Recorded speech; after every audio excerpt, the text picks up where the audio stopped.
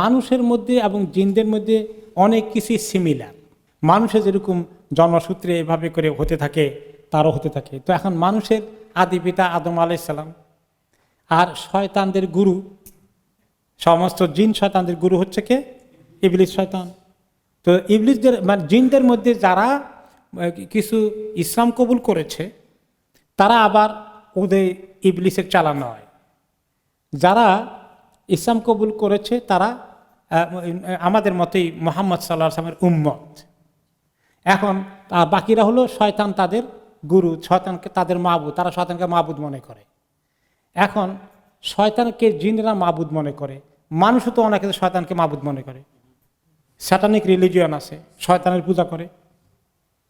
এমনকি যারা শয়তানের তরিকায় চলে, আল্লাহর তরিকায় চলে না, তারা তো শয়তানকেই মাবুদের জায়গায় নিয়ে বসাই দিল। এই জন্য মানুষের যারা এরকম দুষ্কৃতিকারী, তাদেরকে শয়তান বলা হয়েছে।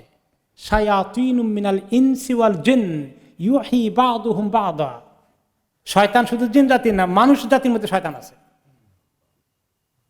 তাই না? যে মানুষগুলো মানুষকে আল্লাহর রাস্তা থেকে সরিয়ে নিয়ে কুফরির রাস্তার দিকে নিয়ে যায়, গুনার রাস্তার দিকে নিয়ে যায়, ওয়াসওয়াসা দিয়ে মানুষকে যে অপকর্ম করায়, তাকে ক্রিমিনাল হিসেবে ব্যবহার করে, এই সমস্তগুলো শয়তান।